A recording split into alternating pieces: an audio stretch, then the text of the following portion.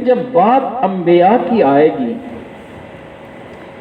ادب کا تقاضا ہے کہ ہم بات فضیلت کی تو کریں، یہ کبھی نہ کہیں کہ فلاں نبی فلاں سے کم تر ہے، یہ جملہ نہیں کہنا۔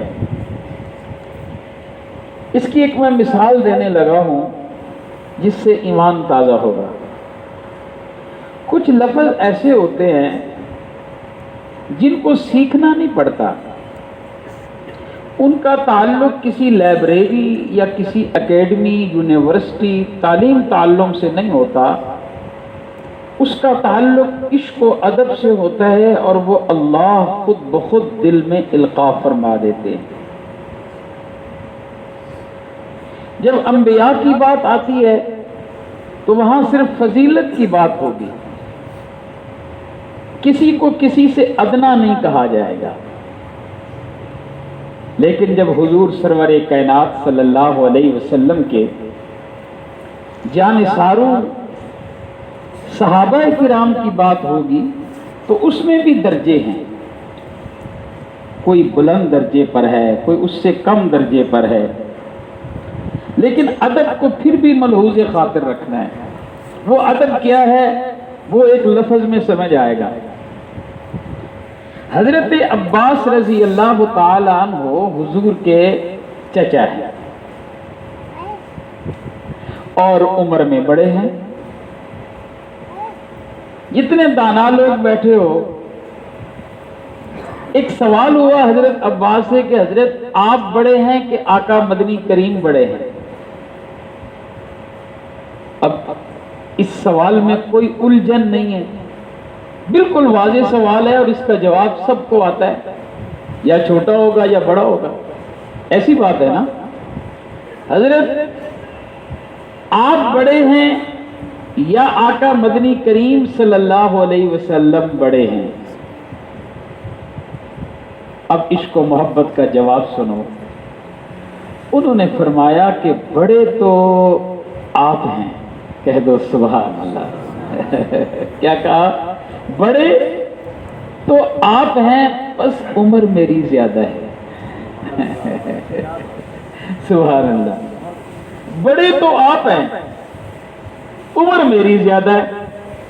اس کو ادب کہتے ہیں جو کتابوں سے نہیں ملتا، اللہ خود بخود دل میں ڈالتا ہے۔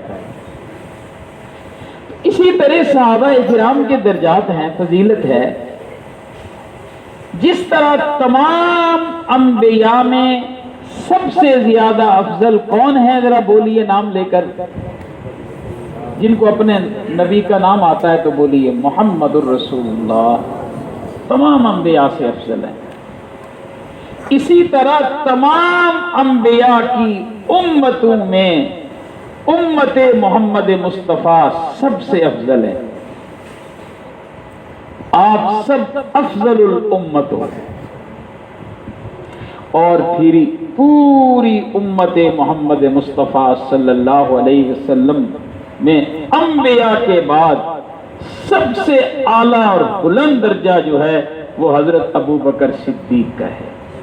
افضل البشر بعد الانبیاء، خلیفہ بلا فصل سیدنا حضرت ابو بکر صدیق رضی اللہ تعالیٰ عنہ۔ یہ بات سب کے ذہنوں میں بیٹھ گئی کہ حضور کی امت میں سب سے اعلیٰ درجہ کس کا ہے؟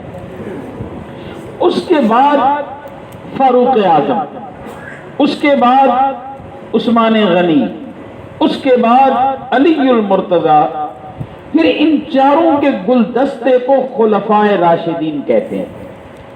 درجہ بدرجہ یہ یوں سمجھیے کہ پوری امت کا مکھن ہے۔ سب سے پہلا درجہ ابو بکر کا، اس کے بعد خلفائے راشدین، خلفائے راشدین کے بعد سب سے بلند درجہ ہے عشرہ مبشرہ کا۔ عشرہ کہتے ہیں 10 کو، اور مبشرہ کہتے ہیں خوشخبری والے۔ وہ خوش نصیب جن کو آمنہ کے لال نے اپنے نطق پاک سے کہا ہو کہ تم جنتی ہو، کسی کو پیر بشارت دے، کسی کو استاذ بشارت دے، قربان اصحاب محمد پر جن کو جنتی ہونے کی بشارت زمین و آسمان کا رب اپنے محبوب کے ذریعے دے رہا ہے۔ ان کی تعداد 10 ہے۔ سب سے پہلا درجہ ابو بکر کا، اس کے بعد خلفائے راشدین 4 صحابہ، اس کے بعد کتنے بھائی؟ 10 مبشرہ، 10 کے بعد اللہ نے بلند مقام عطا کیا ہے۔ 10 کے بعد وہ ہیں اصحاب بدر۔ وہ کون سے ہیں؟ اصحاب بدر 313۔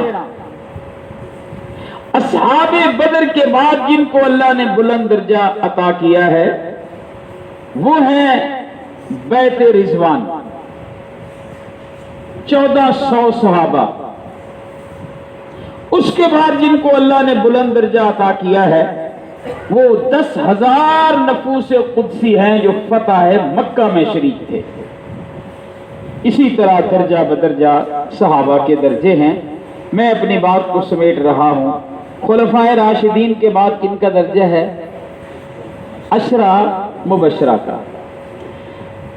10 اب ذرا گنتی سنیں۔ ابو بکر 1، عمر 2، عثمان 3، علی 4، طلحہ 5، زبیر 6، 7، سعید 8، ابو عبیدہ 9، کون 10 میں رہ گئے؟ حضرت طلحہ 10، جی عبد الرحمن بن عوف 10 ہو گئے۔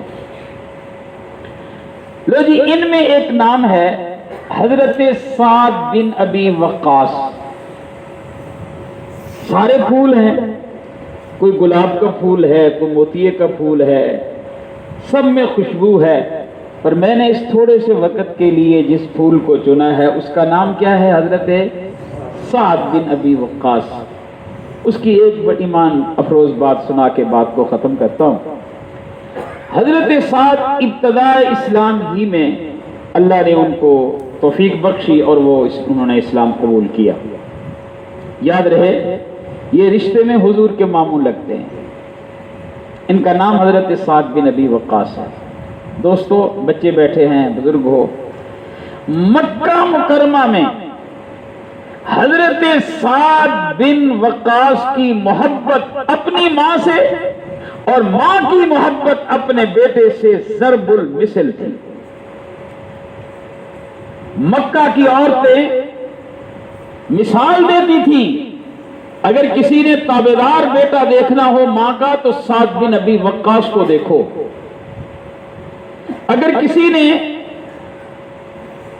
ماں کی خدمت کرنے والا، اطاعت گزار خادم، ماں کا دل خوش کرنے والا دیکھنا ہو تو سعد کو دیکھو۔ میں مثال دیتی تھی، بیٹا ہو تو سعد جیسا ہو۔ ٹوٹ کر ماں اپنے بیٹے سے محبت کرتی اور بیٹا اپنی ماں سے محبت کرتا۔